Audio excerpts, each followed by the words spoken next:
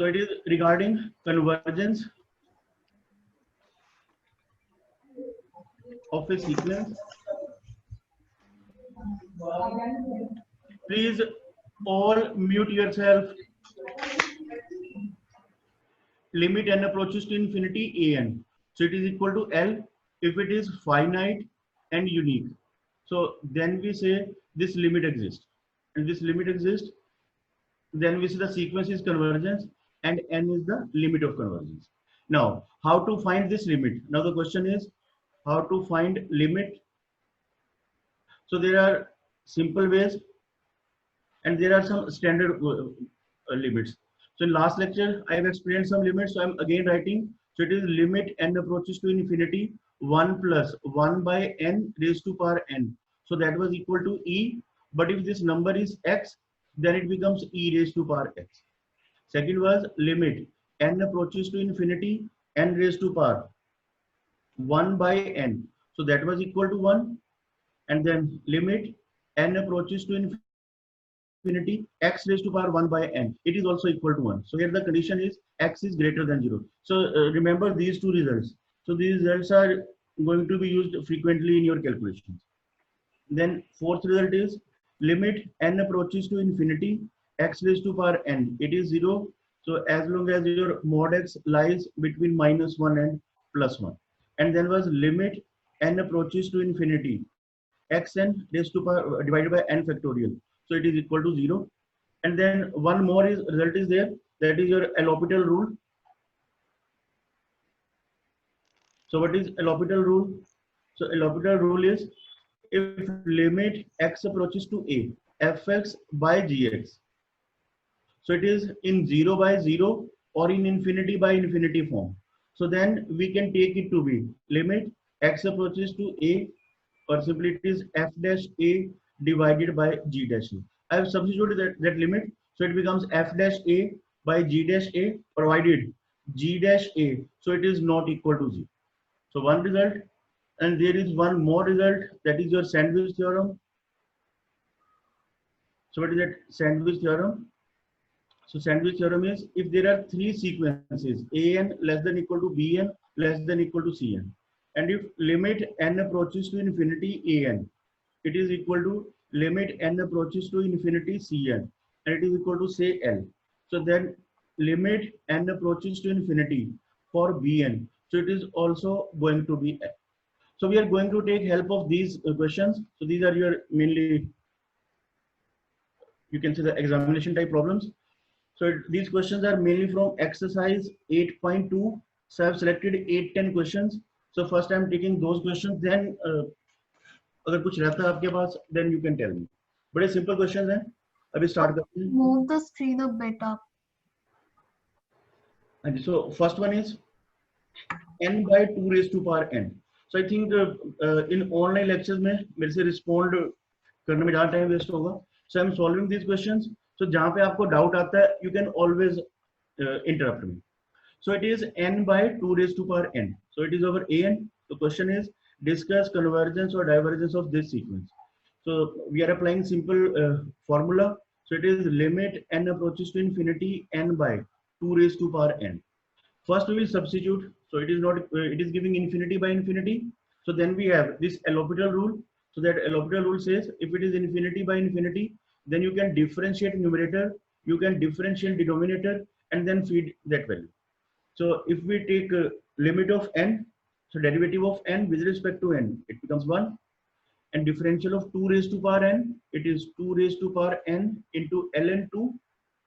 It is again limit n approaches to infinity. Now if we replace n by infinity, it is 1 by infinity, and 1 by infinity is 0. So 1 by infinity or some number by infinity, it is going to provide us 0. So yes, this sequence is convergent, and its limit is 0. Question number 2. And so the question is 3 raised to power n divided by n cube. 3 raised to power n by n cube. So again, it is limit n approaches to infinity, 3 raised to power n, and then divided by n cube. So again, if we replace n by infinity, so we are getting infinity by infinity form. So we have to differentiate. So we are applying L'Hopital rule. So using L'Hopital rule. So it is 3 raised to power n and then into ln3 and then divided by differential of n cube. So it is 3n square. So it is limit n approaches to infinity. So we again apply limit n approaches to infinity. So it again gives infinity by infinity. So again applying L'Hopital rule. So it is limit n approaches to infinity. So 3 raised to power n, one more ln3. So it is ln3 square and then it is 6n. If we again replace n by infinity, so what we are getting is again infinity by infinity form. So it is again in infinity by infinity form. So again differentiate limit n approaches to infinity. So it is 3 raised to power n, one more ln3. So it is ln3 cube and then divided by differential of 6n. So it is equal to 6. Now if we replace n by infinity, now it is not in infinity by infinity form. So 3 raised to power infinity, 3 is a number which is with mod greater than 1. So now it is not a 0. So it is going to be infinity. So that means this sequence is not convergent. So it is a divergent sequence. Any question, any point? Sir जो limit हमारी आती है वो हमारा LUB होता है या फिर फंक्शन उसके अबाउट कन्वर्जेंट होता है? I think you are confusing both phenomena. See, that was a particular case. Only if your sequence is increasing, only then we are talking about there's LUB or low upper bounds. If your sequence is a with decreasing sequence, only then we are talking about those lower bounds or GLB. But if your sequence is not maintaining its behavior, कभी up, कभी down, so then we are just पिछली खाना उठाओ ठीक है और पूरे बस आधा घंटा रुकता थे को क्या होना उसके बाद मैं संभाल लूंगा खुश I request you all please mute yourself. अगर मैं mute करता हूँ फिर आपको प्रॉब्लम होगी. मेरी क्लास तो खत्म हो जाएगी ना मैं संभाल लूंगा इसको. How many diagonals does a regular pentagon have? So can you do the first one again? Regular pentagon में कितने diagonals होते हैं? Please.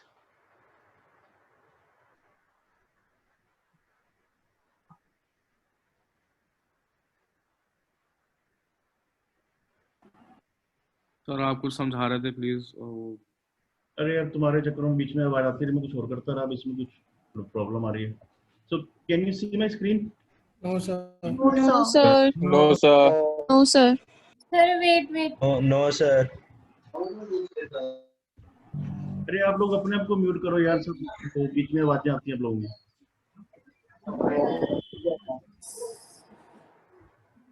सर अब शेयर करना स्क्रीन नहीं हो रही ना अभी होस्ट डिसेबल्ड कर दी.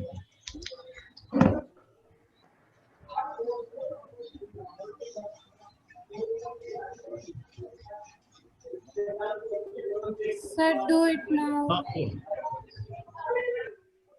Yes. सर लास्ट क्वेश्चन समझा दो सेकंड क्वेश्चन. सर आप कुछ समझा रहे थे प्लीज पहले वो कंप्लीट कर. हाँ मैं वही करूँगा.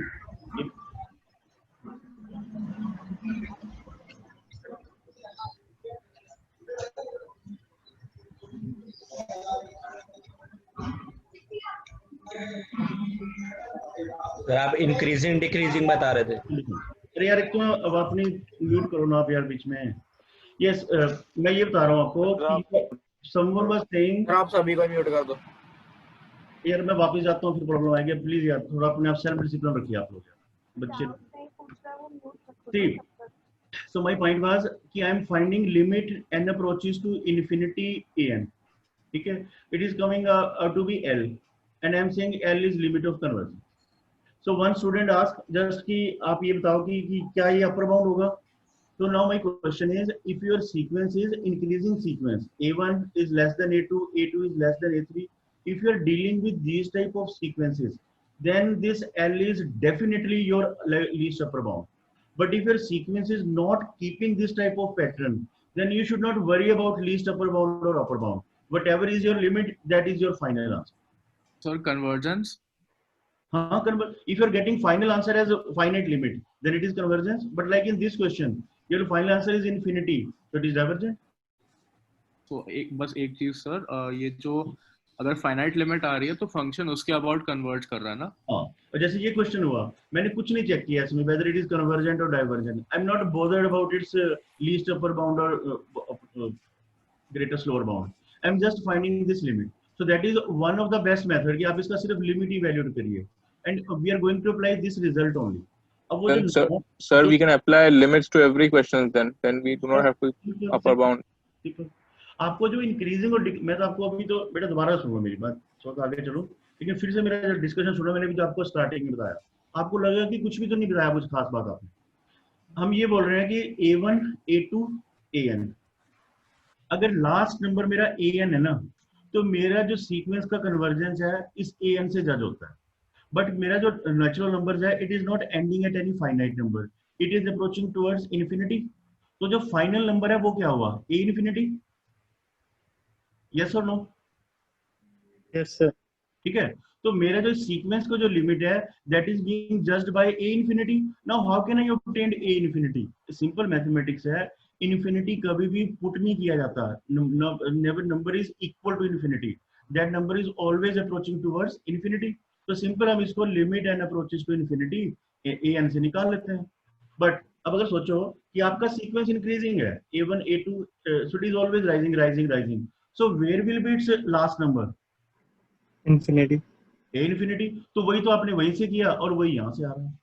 द ओनली पॉइंट इज कि these type of results, जो इंक्रीजिंग और डिक्रीजिंग सीक्वेंस वाले रिजल्ट्स हैं, these results are very helpful in developing theory in infinite series। आगे जब हम इसको यूज करेंगे तो ये हमारे बहुत मतलब एक यूजफुल रिजल्ट है जो आगे यूज करने वाले हैं। इसका आपको यहाँ पे क्वेश्चंस पे कन्वर्जेंस डाइवर्जेंस पे आई थिंक अगर सिंपल लिमिट से भी निकाल लेते हो, it is not going to affect your calculation. अब एक सीक्वेंस डिक्रीजिंग है, ऐसे डिक्रीज कर रहा है, so what will be where is its least value, सबसे लास्ट वैल्यू क्या होने वाली है उसकी? 0। सबसे कम वैल्यू को उसने क्या नाम दे दिया, ग्रेटेस्ट लोअर बाउंड। बस इंक्रीजिंग है तो लास्ट वैल्यू जो है वो मैक्सिमम है, अगर डिक्रीजिंग है तो सबसे लास्ट वैल्यू लीस्ट है। उस केस में वो GLB हो जाएगा, उस केस में वो LUB हो जाएगा। LB means least upper bound and GLB means greatest of lower bounds. बस आपका इन्फिनिटी पे जाके जहां पे टिकेगा वो आपका जो है वो लोअर बाउंड हो जाएगा। इसको आप इन्फिनिटी से निकालोगे वहां से भी वही आएगा और उस पैटर्न से भी आएगा। तो मेरा ख्याल है कि इस इन डेफिनेशंस पे जो ग्रेटेस्ट लोअर बाउंड और अपर बाउंड को एक बार सेट करके बार बार हर क्वेश्चन में मत लेके आओ। if question is of just for convergence or divergence, first go for limits. If your limits are existing, you can find fine, okay. जब तक आपको बोला नहीं जाता कि yes check non decreasing or increasing, तब तक आपने lower upper bound और upper bound को अपने confuse नहीं किया। And is that clear? Excuse me sir. Yes sir। हाँ जी सर ये जो 3 to power n by n cube है, इसमें n cube को n into n square करके x to power n by n वाली लिमिट नहीं लगा सकते? चलिए क्या बताना चाह रहे हो बताओ सर। n cube को n into n square लिख के 3 to power n by n is 0 into 1 by n square, उसको भी 1 by n into 1 by n करके, तो इसका 0 आंसर नहीं आना चाहिए? आई थिंक कि इस तरह की आप अननेसेसरी डिस्कशन में जाते जाओगे तो यार कुछ आगे निकल पाएगा। क्या कहना चाह रहे हो बताओ यार? 3 raised to power n divided by n को n क्यूब को n into n स्क्वायर लिख दे, n into n स्क्वायर, क्या हो जाएगा उससे? सर ये x to power n by n वाली लिमिट नहीं बन जाएगी फिर? अरे जब आपकी लिमिट्स फाइनाइट होती हैं तभी तो आप उसको आगे लेके चलते हो ना। अगर आपके दो फंक्शंस की लिमिट है, अगर आपके पास fx into gx है, अगर इंडिविजुअल मल्टीप्लाई करने से वो फाइनाइट आती हैं तब आप उसको लेके जाते हो। अब 3 raised to power n by n में आप क्या कहना चाह रहे हो, उसमें क्या आएगा रिजल्ट? आप कौन सा फार्मूला यूज कर रहे हो? x to power n by n वाली जो लिमिट होती है, कौन सा फार्मूला बताया मैंने आपको x raised to power n by n वाला? x raised to power n by n factorial is by n factorial। मैंने तो ही बोला बेटा ये 264 की क्लास है, अननेसेसरी बीच में नोट करा करो ऐसे, प्लीज पहले चेक किया करो फैक्ट्स को। It is not x. हाँ जी ठीक है, सो इट इज, चलो ठीक है कोई बात नहीं, चेक करो इसको। It is not x raised to power n by n, it is limit n आपका n approaches to infinity x raised to power n by n factorial। Sir जैसे भी करेंगे आएगी तो एक ही चीज आएगी सर, इंफिनिटी आएगा। अगर आप कोई भी फार्मूला अल्टरनेट यूज करते हो, if you are getting same answer, मुझे कोई प्रॉब्लम नहीं, but if you are getting different answer then definitely I have some problem. तब मुझे चेक करना होगा कि मेरा गलत है या आपका गलत। कोई एक तो फॉल्ट पे है ना. Two different answers could not be there for the same limit. ठीक है?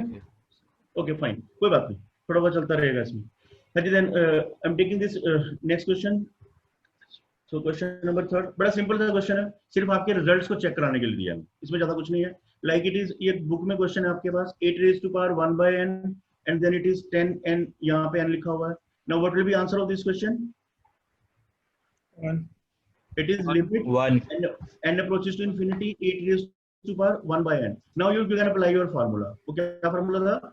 Limit n approaches to infinity x raised to power 1 by n, it is equal to 1 provided x is greater than 0. So here x is 8, so it is greater than 0. So its answer, it is going to be 1 only.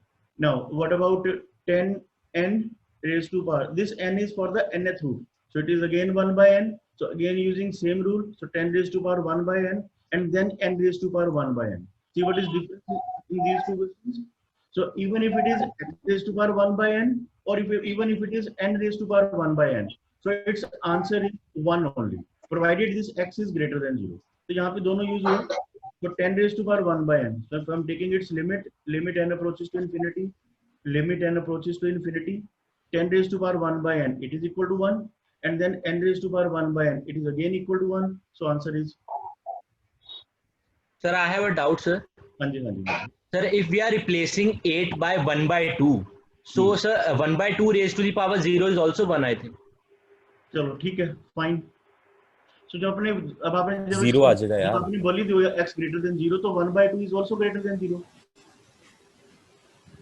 कहाँ पे confusion? Okay, sorry, sir. Fine. यार थोड़ा please, है ना, थोड़ा ख्याल रखकर चल नहीं पाओगे आगे. हाँ जी, कोई बात नहीं. I am giving one question. Meantime, you can debate with me. Yes, please. All open your notebooks. Try to solve. It is x raised to power n divided by 2n plus 1 and then whole power 1 by n. If x is any finite number, I think it is mentioned which greater than 0 है. So then try to find its answer, please. Sir, please repeat करिएगा function का. X raised to power n divided by 2n plus 1 and then this whole power 1 by n. So discuss its convergence or. Excuse me, sir. हाँ जी.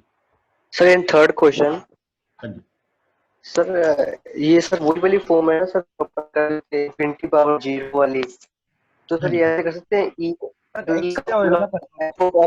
-1 बटा g of x. ठीक है यार, जब आप ये मेरे से पूछते हो ना कि हम ऐसा भी कर सकते हैं, वो भी कर सकते हैं, आई थिंक मेरे से ट्यूटोरियल में आ जाओगे. ठीक है, अभी प्लीज आप मुझे बताओ कि इसमें कुछ गलत है. You are just telling 264 students ki I have some alternate way, na? Have you any doubt in this point? No sir. बस ठीक है, thank you. उसके लिए आप मेरे बाना आएगा इसका आंसर. हाँ जी, बाना आएगा इसका आंसर. नहीं, अब वही आते हैं ना, करते हैं इसको सोल्व. सर लिमिट क्या लेनी है इनकी इनफिनिटी? x आएगा ना. x आएगा सर. तो फिर डाइवर्जिंग है सर ये. सॉरी सर, x आएगा. x आएगा. इसको सोल्व करता हूँ. x आएगा. So whenever limit में कोई questioning नहीं है. Limit is always n approaches to infinity.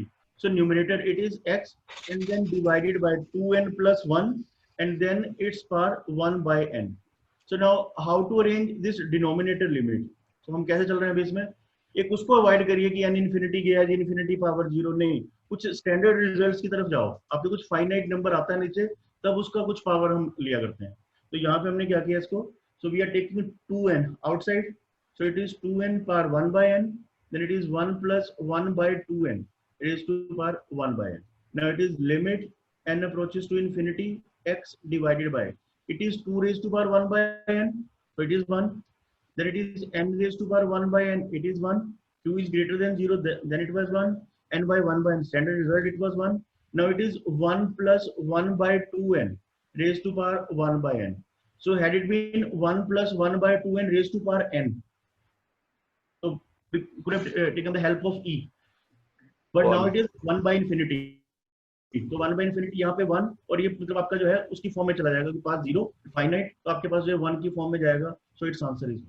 So whatever is your x, so that will be your answer. So x is greater than 0 कुछ उसने मेंशन किया हुआ है, so that means इसका जो आंसर है, so its limit is x. So that is the limit of convergence. ये last term 1 plus 1. So when n is approaching towards infinity, ठीक है, see, but थोड़ा लिमिट्स के जो क्वेश्चन है वो तो आपको बड़े अच्छे से समझने होंगे, like 1 plus 1 by n. So limit n approaches to infinity. So what is value of this limit? 1. 1. If it is 1 plus 1 by n, its power 1000. So what is its limit? 1. It is 1. Okay. But when you are taking limit n approaches to infinity, 1 plus 1 by n raised to power n, then what is its answer? Infinity. E raised to power x to E raised to power 1. That means some E. See, तो इसका meaning क्या हुआ? कुछ इसको थोड़ा सोचा था कि ऐसे क्यों हो रहा है? See, as long as your power is finite, finite में मैंने 100 किया तो मैंने कोई मैग्नीट्यूड कम नहीं किया. Even you can take 1 million, 1 billion, you can take any power. So 1 plus 1 by n raised to power. So as long as it is not n, जब तक ये इन्फिनिटी नहीं है तब तक इसका आंसर 1 ही लेते हैं. कुछ स्टैंडर्ड रूल्स हैं, कुछ स्टैंडर्ड जो मतलब कन्वेंशन है इसमें. When limit n approaches to infinity, तो ये e हुआ हमारे पास. And what is value of e? 2.714. इसका मीनिंग क्या हो रहा है कि जब आपके पास n का वैल्यू है, limit n approaches to infinity 1 plus 1 by n है. So n, तो आपका जो 1 by n है ये कहीं ना कुछ आपको नंबर प्रोवाइड कर रहा है जब आप ले रहे हो. जब तक तो आप उसको फाइनाइट टाइम मल्टीप्लाई करते हो then you are getting answer 1. लेकिन जब आप उसको इनफिनाइट टाइम्स मल्टीप्लाई करते हो कुछ वहां पे उसका नंबर जो है उसका मैग्नीट्यूड जो है ज्यादा होगा. सो it is not simply 1, it is 2 point something, मतलब 3 से कम जब थोड़ा ज्यादा जाए. So these are the standard answers. I think you are applying these from your +1 +2 standard. तो उसी में आपके पास ये है. So if it is 1 plus 1 by 2n, तो यहाँ पे आपके पास 1 by infinity का सेंस आ रहा है. तो इसका मीनिंग ये हुआ कि this number is a finite number. तो this number is a finite number और उसका पावर जब यहाँ पे आपने ये भी लिया है x raised to power 1 by n and limit n approaches to infinity. So it was again 1. The same logic you applied here. कि फाइनाइट पार 0, तो ऐसे यहाँ पे फाइनाइट पार 0, so it is equal to 1. तो ये आप अपने को इसको रिजल्ट को नोट कर लो. भाई कभी आपके पास ऐसा आता है अगर पावर में n है, अरे नहीं इधर नहीं बैठ, ऐसे बैठना पीछे कर, you will go to तो टेबल पे रख ले रहा. हाँ जी, ऐसे बैठ. आई थिंक नेक्स्ट करें आप. Yes sir, thank you. Yes, there are some questions in your textbook. So which are with these type of notations like tan of hyperbolic n, sin of hyperbolic n. So these are not tan of hn. ऐसा नहीं होता. It is tan hyperbolic बोला जाता है इसको. Tan hyperbolic n और sin hyperbolic n. So what are these functions? How these functions are created? You will see their constructions in your complex functions. Complex calculus में आता है थोड़ा इसका. But here it is just a simple formula. You just note down these results. ये आपको आगे भी तंग करते जाएंगे. Sin of hyperbolic x. So sin of hyperbolic x, this result is in terms of exponential functions, and its expansion is e raised to power x minus e raised to power minus x divided by 2. So likewise, cos of hyperbolic x, it is e raised to power x plus e raised to power minus x divided by 2. Again, like tan of hyperbolic x, so it is sin of hyperbolic x divided by cos of hyperbolic x. Likewise, cot, tan, or you can define. So it is a separate algebra. तो यहाँ पे question है आपके पास notebook में कि find discuss convergence और divergence of tan of hyperbolic n. सो हाँ जी, तो फिर कैसे करें इसको? Limit n approaches to infinity tan of hyperbolic n. It is limit n approaches to infinity. So what is tangent of hyperbolic n? तो divide कर दें दोनों को, sin hx और cos hx को. e raised to power n minus e raised to power minus n divided by 2 and then cos of hyperbolic n. So it was e raised to power n plus e raised to power minus n divided by 2.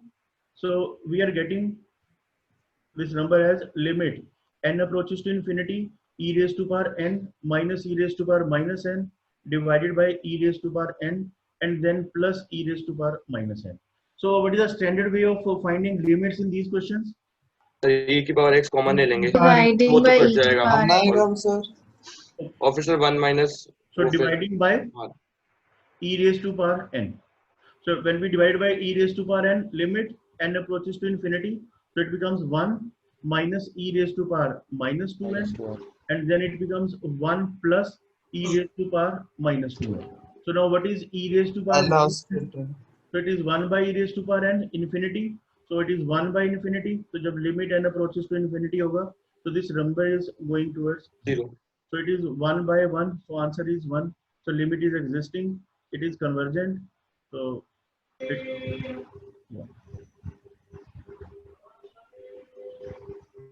Sir 1 second ऊपर करना, 1 second के लिए बस.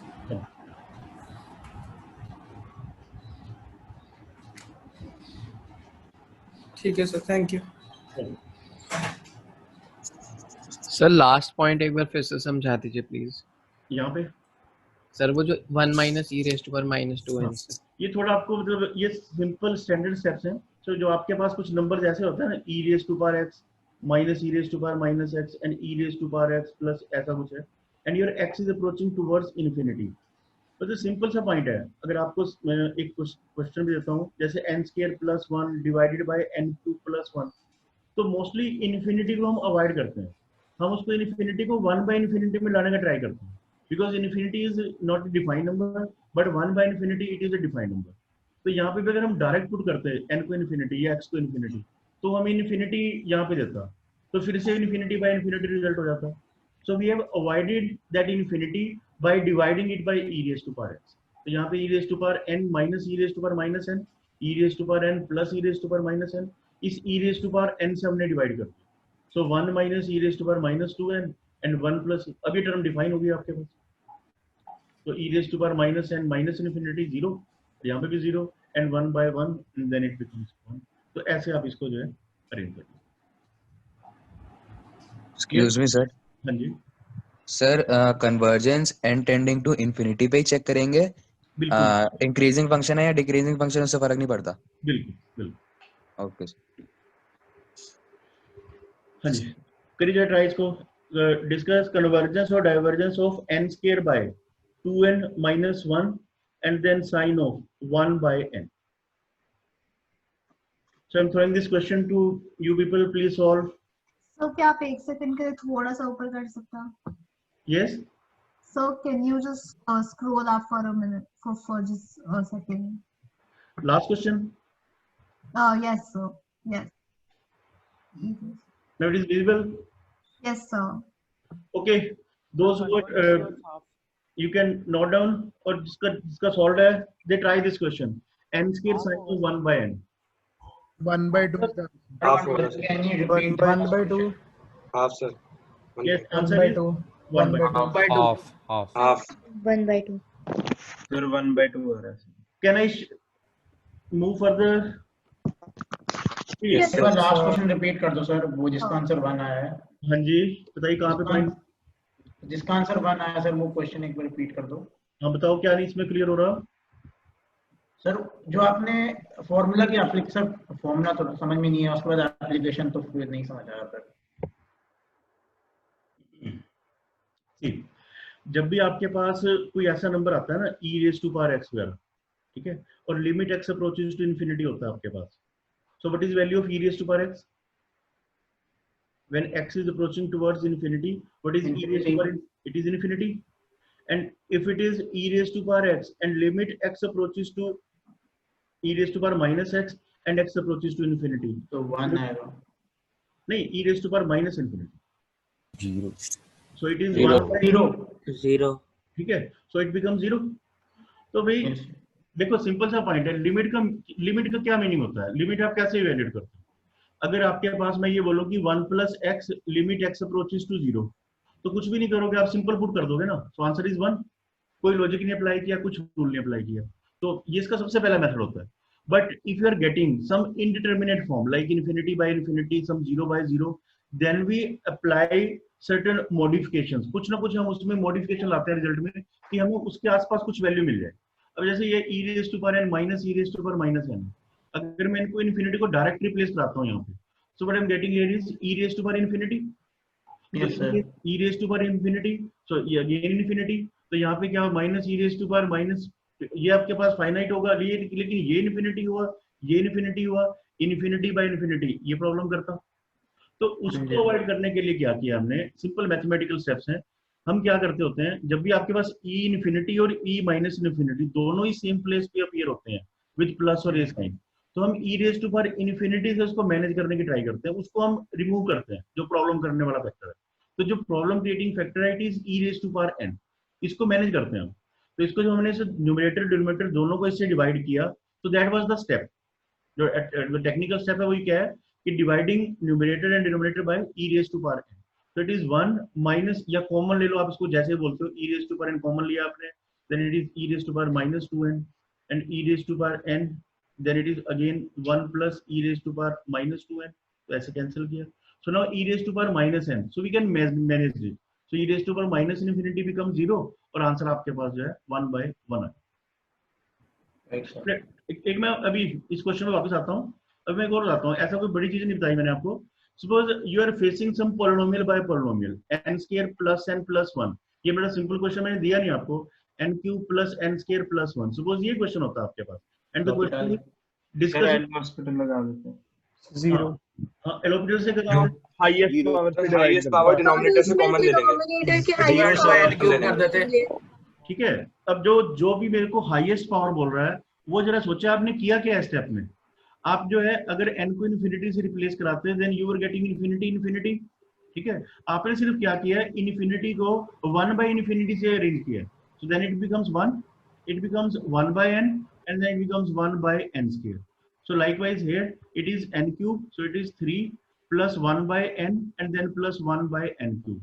तो अगर मैंने यहाँ पे e raised to power infinity और e raised to power x और minus n और e raised to power n और plus e raised to power minus n में e raised to power n को कॉमन लिया है, तो that was the same logic कि जो प्रॉब्लम क्रिएटिंग फैक्टर है उसको आपने जो प्रॉब्लम सॉल्विंग फैक्टर है उससे रिप्लेस करा दिया। प्रॉब्लम क्रिएटिंग फैक्टर इन्फिनिटी है एंड प्रॉब्लम सॉल्विंग फैक्टर हमारा जो है 1 बाय इन्फिनिटी। तो आप इसमें भी चेक करो, तो आप इन्फिनिटी को 1 बाय इन्फिनिटी से रिप्लेस करा के सॉल्व करा रहे हो, and same technique is being applied here कि e raise to power n infinity था, इसको आपने अवॉइड किया बस। तो एक हॉस्पिटल भी लगा सकते हैं। हाँ, एलोपिटल भी लगा सकते हैं, शायद एलोपिटल वहां पे भी होता, वहां पे शायद लग जाता आपके पास। तो सर वही कह रहा था। So these are the different techniques for solving numerical questions. तो जो आपको बेटर लगे, जो जहाँ पे सूट करे, you can apply. अगर जो आपने डिवीजन वाला दिया है, एक क्वेश्चन और दे रहा हूँ आपको, I think it's one of the best question. अच्छा ये क्लियर है भाई? सर ऊपर साइन वाला बता दें एक बार। हाँ जी हाँ जी। एक बार साइन वाला बता दीजिए प्लीज। बिल्कुल आ रहा हूँ, वहीं पे आ रहा हूँ। See, इसमें स्टैंडर्ड लिमिट्स वाला होगा ना, साइन 1 by n और 1 by n से डिवाइड करके मल्टीप्लाई करके। थोड़ा बता देते हैं एक बार ना। So The last 4 minutes. हाँ जी, sin x by x, limit x approaches to 0. So what is sin x by x when x approaches 0?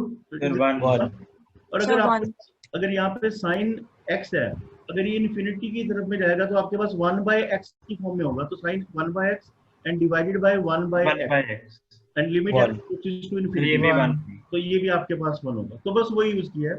Sir मैं समझ गई। ठीक है, sin 1 by n, इस n स्क्वायर को आपने एक n यहाँ पे अरेंज कर लिया 1 by n, और दूसरे n को आपने यहाँ पे रखा n by 2n minus 1. So now it is standard limit. Now it is n divided by n. देखो फिर से वही टेक्निक यूज हो रही है। ठीक है, आपने n को कॉमन किया, इन्फिनिटी को अवॉइड किया, so n 2 minus 1 by n and then it is sin of 1 by n and then divided by 1 by n. Now you're applying two different concepts in the same question. Limit n approaches to infinity, limit n approaches to infinity. So this number, so it is giving us 1 and it is 1 by infinity 0 and yes, sir, 1 by 2 आ जाएगा, it is 1 by 2. So that is जो आपको मैं question बताने वाला हूँ एक और। So that question was 10 by 11 raised to power n and then divided by 9 by 10 raised to power n and then plus 11 by 12 raised to power n. I think ये best question है आपको, जो जिसका पास टाइम है you can solve, या फिर इसको homework में रख लें आप। हाँ जी, कोई डाउट है बताइए इसमें। No sir. सर एक बार वो स्लाइड दिखा दो जिसमें आपने सारे स्टैंडर्ड रिजल्ट्स लिखे हुए थे लिमिट्स पे। ज़्यादा टाइम नहीं है मेरे पास, 1-2 मिनट्स है। If anyone want to ask some question. Sir वो क्वेश्चन लिखा नहीं सर, जो आपने लेटेस्ट क्वेश्चन लिखा था अपने को सर, वो क्वेश्चन देखो जो आपने पूछे मेरे से स्टैंडर्ड लिमिट्स ये है भाई, ठीक है ठीक है सर। कोई एक क्वेश्चन था एलएमएस पे डाल दूंगा इसको ना मैं sir 2 raised to power n into 3 raised to power n upon n factorial का अपर बाउंड बता दो। लो जी 2 raised to power n into 3 raised to power n divided by n factorial। देखियो सिंपल, क्या नाम बचा आपका? दर्पण सर। दर्पण। दर्पण अगर तो आप इसको क्वेश्चन को मेरे से आंसर पूछते हो कि इसका सीक्वेंस का कन्वर्जेंस क्या है, तो 2 raised to power n 3 raised to power n by, तो ये हो गया आपके पास 6 raised to power n by n factorial। और 6 raised to power n by n factorial का लिमिट क्या है? Limit n approaches to infinity, तो ये मेरी हेल्प करने वाला है इसमें, x raised to power n by n factorial and then its answer is x, और x की वैल्यू जो है वो कुछ भी हो सकता है आपके पास, ठीक है। तो आपके पास 6 raised to power n by n factorial, so it is 0, so it is convergent and its limit is 0, that is my answer। but if you are saying इसका अपर बाउंड लोअर बाउंड कैसे निकलेगा, वो आपका जो आपको check करना होगा कि whether it is increasing or decreasing sequence, तो आप उस साइड पे जाइए, पहले चेक करिए कि क्या always it is maintaining this type of behaviour, only then sir latest question का आंसर 0 है सर। अरे यस सर, सर एक बार स्क्रॉल कर दे। हाँ सर 0 आ रहा है। 0 है। लेटेस्ट वाले का 0 है सर। ठीक है भाई, आप चेक करो इसको, जो भी आंसर आता है, मुझे आंसर नहीं पता इसका, बट इसमें आपको चेक करना होगा किस फैक्टर से आप इसको अरेंज करना है, जो टेक्निक है वो 10/11 से सर डिवाइड ही किया है सर। ठीक है, और वही बात है ना, आपने 10/11 से किया है, 11/12 से किया है, तो आपको अपने यहाँ पे आपको जो हेल्प करेगा, हिंट दे रहा हूँ इसमें, तो हिंट ये है भाई कि limit n approaches to infinity x raised to power n it is equal to 0 if mod of x is less than, but ये सारे लेस देन x1 है। यस सर, तो 0/0 ही हो गया, ठीक है ना। तो अब आपने इसको डिसाइड करना है, so divided by 11/12 divided by 10/11, जो आपने डिसाइड करना है इसको चेक करिए और सॉल्व। सर एक बार एक से हिंट दे दीजिए सर 121/120 को n आ रहा था। ओके ये करके ना टाइम पूरा हो रहा है, 10th कल फिर हम मिलना है हमें। आपको जो क्वेश्चन और डाउट जो रहते हैं ना, आप अपने सीआर को, मुझे अभी कोई नाम नहीं आ रहा, अभिनव है, you can pass your questions to Abhinav, so I will take those questions in the start of my next lecture, otherwise I will start from the next topic। thank you Thank you sir। Thank you sir। Thank you, sir. Thank you sir। Thank you sir। Thank you, thank you sir। Thank you, sir. Thank you.